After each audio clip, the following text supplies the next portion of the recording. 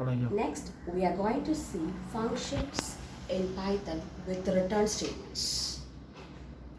Whenever you are writing functions in Python, you can have either a single value return or multiple values return.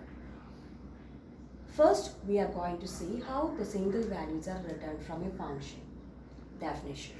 For example, suppose when you are going to calculate area of a rectangle, see one function definition I have written. Def followed by function name within bracket L comma B closing of the bracket, then colon is written.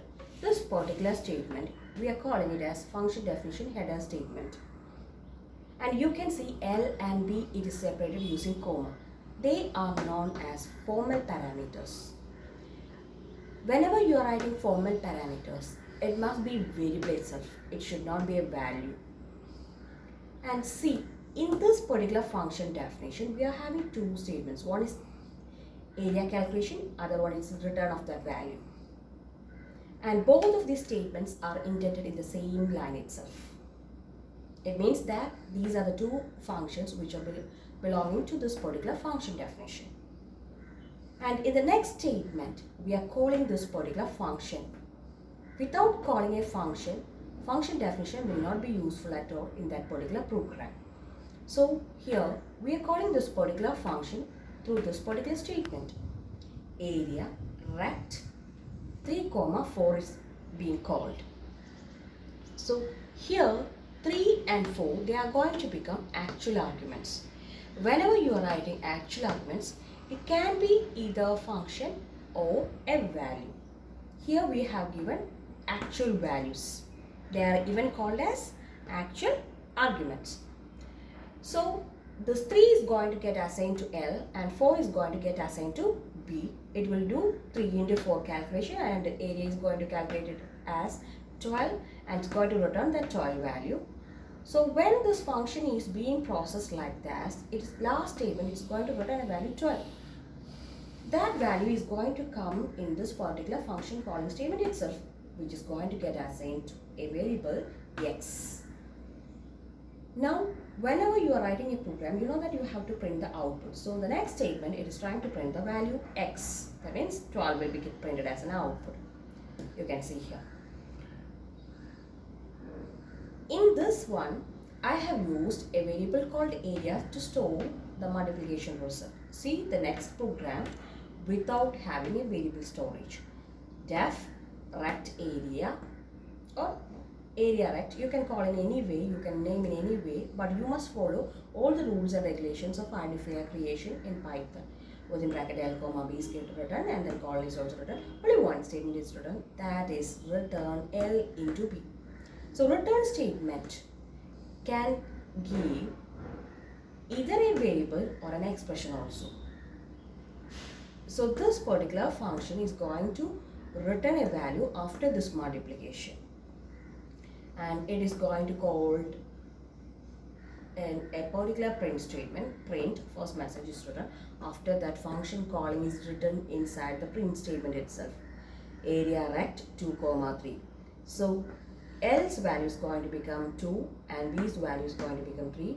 It will do the multiplication 2 into 3. The 6 is going to return. It's going to get returned in this particular point itself.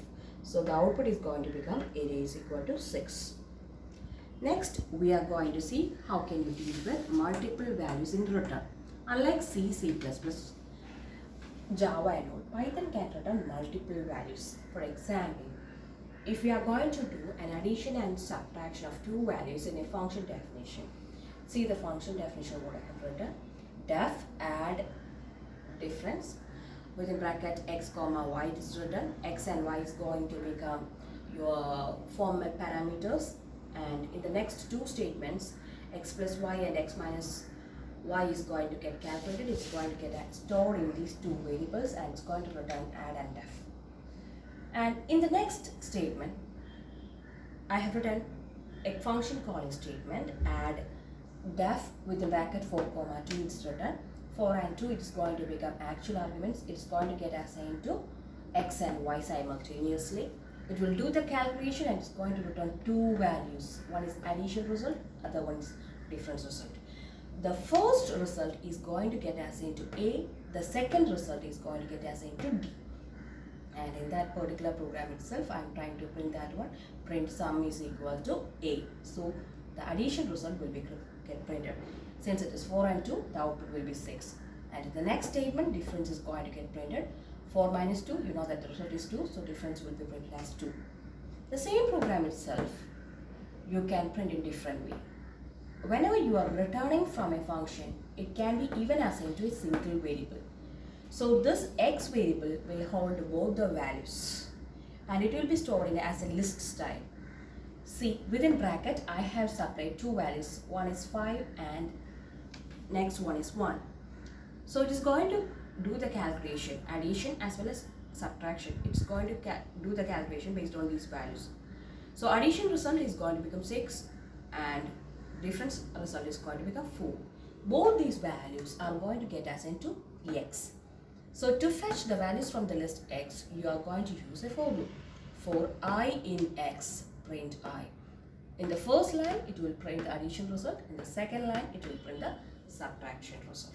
So this way also you can print the values, multiple values which are returned from a function.